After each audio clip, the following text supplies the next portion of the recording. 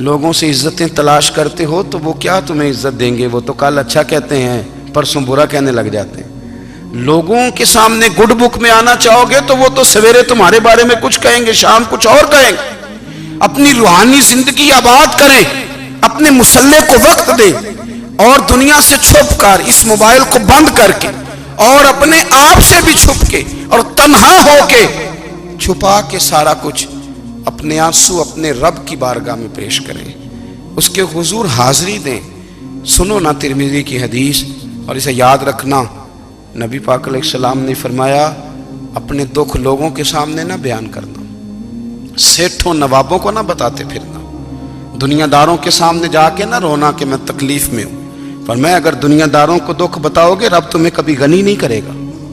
اور لوگ ہیں کہ الٹا مذاق اڑائیں گے آپ کی، جس سے بڑی پکی یاری ہے نا، پکی، وہ تب تک پکی ہے جب تک آپ نے 50,000 مانگا نہیں، اور جس وقت آپ نے کہہ دیا کہ میں مجبور ہوں میری مدد کر، تو پھر ختم ہو گئی دوستی۔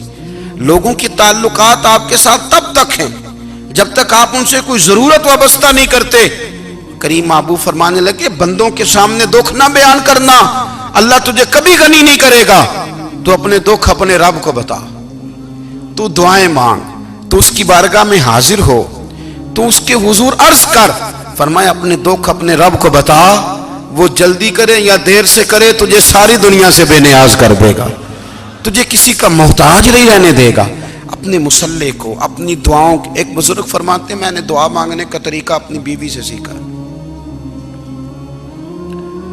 دعا مانگنے کا طریقہ اپنی، سیکھنے والے تو اپنے بچوں سے بھی سیکھ لیتے ہیں، سیکھنے والے تو ہر ایک سے سیکھتے ہیں۔ وہ کہتے ہیں میں نے دعا مانگنے کا سلیقہ اپنی بیوی سے سیکھا ہے۔ حضرت وہ کس طرح؟ فرمانے لگے میری بیوی نے نا مجھے کوئی کام بتایا، کچھ پیسوں کی ضرورت کے لیے کہا، تو میں نے اسے کہا کہ بھئی ابھی میرے پاس نہیں ہے، کچھ دنوں میں آتے ہیں تو میں دے دوں گا۔ عورتوں کی عادت ہوتی ہے وہ بار بار یاد کراتی ہیں، 2-4 دنوں کے بعد پھر اس نے کہا حضرت وہ میں نے کہا تھا کچھ پیسے، میں نے اسے کہا کہ ابھی میرے پاس نہیں ہے، کچھ دنوں میں ملتے ہیں تو میں تمہیں دے دوں گا۔ اس نے کچھ دنوں کے بعد پھر کہا حضور وہ میں نے کچھ پیسے کہے تھے۔ فرماتے میں نے ڈانٹ دیا، میں نے کہا کہ کیا تو روز مجھے شرمندہ کرتی ہے، کہا نا میرے پاس نہیں ہے، ہوں گے تو دے دوں گا، تو روز یاد کراتی ہے۔ فرماتے ہیں اس نے پہلے تو میری ڈانٹ کو سہا، پھر میرے سخت جملوں نے اس کی آنکھوں میں آنسو پیدا کر دیے، پھر اس نے اپنے آنچل میں اپنے اس دکھ کو سمیٹا، اور پھر اس نے ایک جملہ کہا تو میں رو پڑا، اور مجھے اپنے رب سے مانگنے کا طریقہ آ گیا۔ مجھے کہنے لگی حضرت جی آپ نے ڈانٹ دیا میں نے سہ لیا، پر آپ ہی میرے شوہر ہیں، بتائیں نا آپ سے نہ کہوں تو میں کس سے جا کے کہوں۔ فرماتے ہیں میں رو پڑا، اور میں کھل کے رویا، اور میں تڑپ کے رویا، اور پھر میری سسکیاں بند گئیں۔ تو مجھے کہنے لگی آپ کو کیا ہوا؟ میں نے کہا مجھے بھی دعا مانگنی آ گئی ہے، جب میں اسے کہوں گا نا اللہ تو ہی میرا رب ہے، میں تجھ سے نہ کہوں تو میں کس سے جا کے کہوں؟ میں کیوں کسی بندے سے سوال کروں؟ میں کیوں کسی دنیا دار سے کہوں؟ میں تیرے بندوں کا، نیک بندوں کا وسیلہ لے کے، تیرے محبوب کی غلامی لے کے تیری بارگاہ میں آیا، تجھ سے نہ مانگوں تو کس سے مانگوں؟ سمجھ آ گئی ہے؟ جب میں اس رنگ میں مانگوں گا تو پھر رب میرے اوپر بڑا ہی فضل فرمائے گا، وہ میرے اوپر بڑی رحمت کرے گا، وہ میرے لیے آسانیاں کرے گا۔ عزیز دوستو، ہم اس طرح کرنے لگ گئے ہیں کہ ہم نے نا اپنے تعلقات پر اعتماد کرنا شروع کر دیا ہے۔ میرے تعلقات بہت ہیں، ہم نے اپنی دولت پر اعتماد کرنا شروع کر دیا ہے، میرے پاس دولت بہت ہے۔ ہم نے اپنے علم پر، اپنی شہرت پر اعتماد کرنا شروع کر دیا ہے کہ میرے پاس فلاں چیز بہت ہے۔ یاد رکھنا جب بے نیاز اپنی صفت بے نیازی دکھاتا ہے تو بڑی بڑی دولتوں والے مجبور نظر آتے ہیں۔ بھائیو جب انسان کا رشتہ اپنے مالک کے ساتھ ہوتا ہے پھر تو غم بھی کچھ نہیں کہتے، پریشانیاں بھی کچھ نہیں کہتی، پھر تو زندگی صبر والی، پھر تو زندگی توکل والی، پھر تو زندگی بھروسے والی، پھر انسان اپنے آپ کو رسوا نہیں کرتا، دنیا داروں سے امیدیں اس کی ختم ہو جاتی، امیدیں اللہ رسول سے لگا لیتا ہے، مضبوط ہو جاتا ہے، مضبوط، طاقتور ہو جاتا ہے، خوددار ہو جاتا ہے، باوقار باعزت ہو جاتا ہے۔ حضرت بہلول دانا رحمت اللہ علیہ بیٹھے تھے تو ہارون رشید حج کر کے آ رہا تھا، تو رستے میں حضرت شیخ سے ملاقات ہو گئی تو السلام علیکم کے بعد کہنے لگا حضور کوئی حکم ہو تو بتائیے گا. تو حضرت بہلول دانا فرمانے لگے تیرا رب کون ہے؟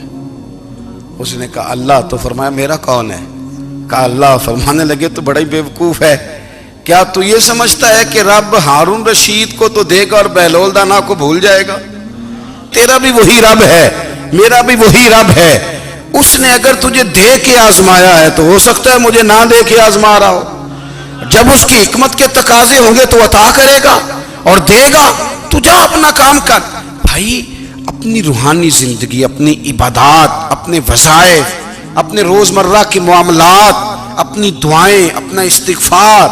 دیکھو کوئی مشکل کام تو نہیں 2 رکوع ہیں سورہ واقعہ کہ اگر رات کو پڑھ لی جائے تو. میں کس طرح یہ بات بیان کروں کہ تعویذ بانٹنا آسان ہے اور وظیفہ بتانا مشکل ہے. سارا دن تعویذ بانٹیں تو لوگ لینے کو تیار ہیں، اور اگر آپ وظیفہ بتائیں تو کہتے ہیں تو مشکل کام ہے. او خدا کے بندے، اگر آپ کا تعلق قرآن پاک کے ساتھ مضبوط ہو، قرآن پاک کے ساتھ اگر آپ کا رشتہ ہو، لوگ سفارشیں ڈھونڈتے ہیں نا دنیا میں، کوئی تعلق مل جائے تو میرا کام ہو جائے. دنیا میں اتنا مشکل معاملہ ہے، آخرت میں مجھے بتائیے گا کتنا مشکل معاملہ ہوگا. میرے نبی پاک صلی اللہ تعالی علیہ وسلم نے فرمایا جو لوگ سورہ ملک پڑھا کرتے تھے نا، سورہ ملک، یہ سورت ملک قیامت میں ان کی سفارش کرے گی، اور اس طرح کرے گی کہ کہے گی اے اللہ یہاں اس بندے کو جنت میں داخل کر دے یا مجھے قرآن پاک سے علیحدہ کر دے. تو رب فرمائے گا جا اس کا دامن تھام کے اسے جنت تک پہنچایا. آپ بات کو سمجھیں، جب آپ کے تعلقات اپنے معاملات کے ساتھ مضبوط ہوں گے، یہ نبی کریم نے وعدہ کیا ہے کہ تو سورت واقعہ پڑھ تیرے گھر میں فاقہ نہیں آئے گا. حضرت عبداللہ ابن مسعود رضی اللہ تعالیٰ عنہ بیمار تھے تو حضرت عثمان غنی رضی اللہ تعالیٰ عنہ تیمارداری کے لیے تشریف لے گئے اور جا کر کے کہا کہ آپ بڑے بیمار ہیں، آپ کی بیٹیاں زیادہ ہیں، میں چاہتا ہوں کہ خزانے میں سے کچھ مدد کروں. تو سیدنا عبداللہ ابن مسعود رضی اللہ تعالیٰ عنہ اٹھ کے بیٹھ گئے اور کہنے لگے امیر المومنین، اللہ آپ کو میری طرف سے، میری بیٹیوں کی طرف سے بہتر صلہ دے. میری بیٹیوں کو کسی خزانے کی ضرورت نہیں، میں نے انہیں خزانہ دے دیا ہے.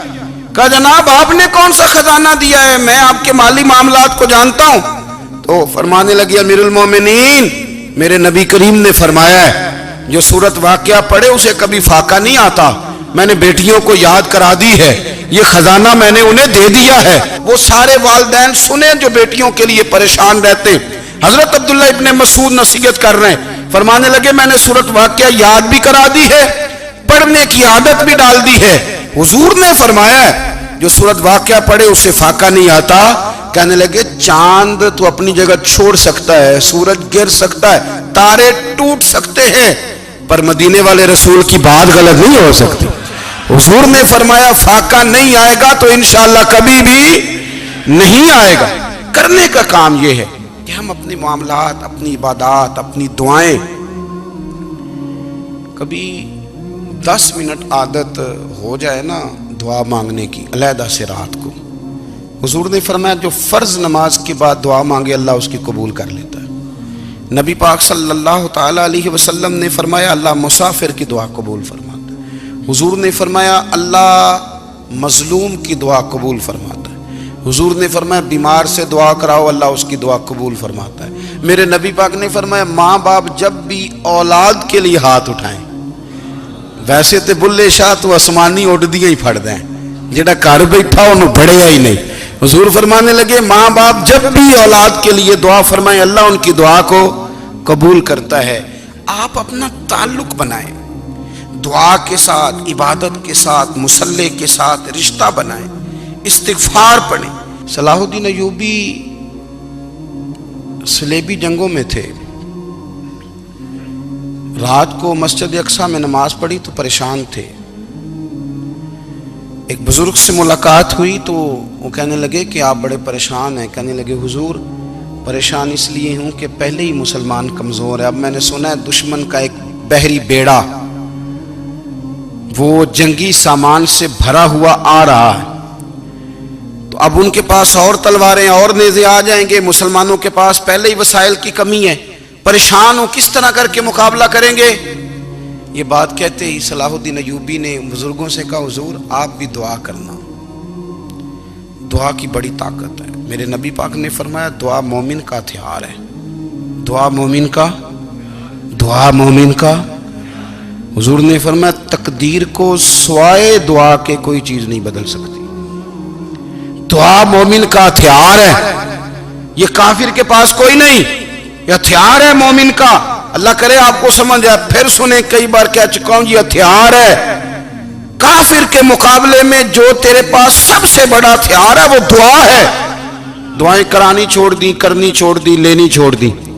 حضرت سیدنا انس بن مالک رضی اللہ تعالیٰ عنہ فرمایا کرتے تھے میں نے وہ رنگ دیکھا ہے جب حضور دعا مانگتے تھے اور حضور کی مقدس آنکھوں میں آنسو بھی ساتھ ہی بہا کرتے تھے. میں نے وہ انداز دیکھا ہے. تو صلاح الدین ایوبی بزرگ سے کہنے لگے آپ بھی دعا کیجیے، اور خود رونے لگے اور سر سجدے میں رکھ کے رونے لگے اور عشاء سے لے کر فجر تک روئے، خوب روئے. صبح وہ بزرگ آئے تو صلاح الدین ایوبی کا خوبصورت اور ہنستا ہوا چہرہ دیکھا. کہنے لگے آپ بڑے خوش ہیں، رات تو میں نے بڑے روتے ہوئے دیکھا تھا. تو کہنے لگے حضور وہ جو بحری بیڑا آ رہا تھا نا وہ پانی میں ڈوب گیا ہے، اب وہ نہیں آ رہا. ابھی خبر آئی ہے تو میں بڑا خوش ہوں. بزرگ کہنے لگے اٹھ سینے سے لگ اور سن ایک بات، وہ بحری بیڑا پانی میں نہیں ڈوبا، وہ تیرے آنسوؤں میں ڈوب گیا ہے. وہ جو تو رات رویا ہے نا رب کریم کی بارگاہ میں تو وہ ڈوب گیا ہے. حضرت عائشہ صدیقہ رضی اللہ تعالیٰ عنہ فرماتی ہیں ایک عورت تھی اور اسے نبی پاک صلی اللہ تعالیٰ علیہ وسلم نے نا وہ کلمہ پڑھ کے مسلمان ہوئی، مدینہ طیبہ آ گئی تو حضور نے مسجد نبوی شریف میں اس کے لیے مکان، ایک سادہ سا کمرہ ساتھ مسجد کے بنوا دیا، وہیں رہنے لگی. اکثر وہ سیدہ طیبہ کے پاس آتی تو حضرت عائشہ صدیقہ رضی اللہ تعالیٰ عنہ فرماتی ہیں وہ بڑی باتیں سناتی اور آخر میں کہتی وہ ہار والا دن بھی بڑا عجیب دن تھا اور میرے رب کی قدرتوں کا دن تھا، وہ بھی بڑا عجیب دن تھا. سیدہ عائشہ صدیقہ رضی اللہ تعالیٰ عنہ ایک دن فرمانے لگی کہ تو ہار والے دن کا بڑا ذکر کرتی ہے، وہ کیا دن تھا؟ تو خاتون کہنے لگی اماں جی وہ دن تھا جب میرے رب پر بھروسہ اور مضبوط ہو گیا، جس دن میرا اپنے رب پر توکل اور بڑھا، میرے ایمان میں یقین میں اور پختگی آئی. کہنے لگی میں ایک گھر کی کنیز تھی، نوکرانی تھی. اس گھر میں ایک بچی تھی جس کے پاس سونے چاندی ہیرے جواہرات کا ہار تھا. اس زمانے میں نا چمڑے کے اوپر لوگ ہیرے جواہرات لگاتے تھے، کئی دفعہ سرخ رنگ کے چمڑے پہ لگائے جاتے تھے. وہ بچی پہنتی تھی تو کہتی ہیں وہ بچی کے اس نے اتار کے رکھا یا اس سے گرا وہ ہار تو چیل اسے اٹھا کے لے گئی گوشت سمجھ کے اور میرے سامنے اٹھا کے لے گئی. گھر والوں نے مجھ سے پوچھا، یہ بخاری میں موجود ہے، گھر والوں نے پوچھا مجھ سے کہ وہ ہار کہاں ہے تو میں نے کہا چیل اٹھا کے لے گئی. گھر میں کچھ چوری ہو جائے تو سب سے پہلا الزام کس پہ لگتا ہے؟ ملازمین پہ. کہتے انہوں نے مجھے بڑا مارا، بڑی تکلیف تھی، حتیٰ کہ میری شرمگاہ تک کی تلاشی لی، میری عزت اتنی خراب کی میں بتا نہیں سکتی. میں نے اپنی زندگی میں ایک واقعہ دیکھا، ایک امیر گھر میں چوری ہو گئی، ملازم کو اتنا مارا کہ وہ چارپائی پہ پڑ گیا. پولیس والوں سے اتنی مار پروائی گئی کہ وہ بیچارہ چارپائی پہ پڑ گیا اور پھر وہ اتنا بیمار ہوا اور کچھ دنوں کے بعد پتہ چل گیا کہ چور تو اپنا بیٹا ہے ان کا. پھر اس کا انتقال ہو گیا. اب وہ سیٹھ صاحب اور گھر والے آ کے نا مرنے والے کے کان میں معافیاں مانگ رہے ہیں، کان میں. تو میں نے ان سے پھر کہا تھا کہ یہ تو اب چلا گیا ہے، تمہارا زور چلتا تھا نا تو تم نے قانون خریدا اور تم نے اسے جتنا ہو سکا تم نے اسے مار پڑوائی. تمہارے پاس جو عدالتیں تھیں تم نے وہاں کارروائی کی، اب ایک عدالت قیامت کے دن لگے گی. یہ کمزور تھا نا، کچھ کر نہیں سکا. میرے نبی پاک صلی اللہ علیہ وسلم نے فرمایا سن لو، اگر سینگ والی بکری نے بغیر سینگ والی بکری کو تکلیف دی ہوگی نا تو قیامت کے دن اسے بھی بدلہ دینا پڑے گا کہ تیرے پاس سینگ تھے اور تو نے اسے مارا تھا. وہ خاتون عرض کرتی ہے سیدہ عائشہ کی خدمت میں کہ مجھے بڑا مارا، مجھے تکلیف دی. میں کہہ رہی تھی کہ میرے سامنے چیل لے گئی ہے پر وہ نہیں مان رہے تھے. اماں جی انہوں نے مجھے بڑا مارا. حضرت عائشہ صدیقہ کہتی ہیں پھر کیا ہوا؟ کہنے لگی اماں جی جب کوئی میرا مددگار نہ رہا، مجھے تکلیف دے رہے تھے، رسوا کر رہے تھے، تو میں نے اپنے رب سے مدد چاہی، میرے رب کی طرف میں نے توجہ کی. میں نے کہا مالک اب تو ہی میرا مددگار ہے، कहती है वो मुझे मार रहे थे तो वो चील जो हार ले गई थी वही लेके वापस आ गई, और हमारे सरों के करीब ला के उसने जब उस हार को फेंका, वो मुझे छोड़ के साइड पे हुए, वो मेरी बेगुनाही जान गए। लेकिन आपको बताऊं, उस दिन से मेरा अपने रब पर यकीन और बढ़ गया।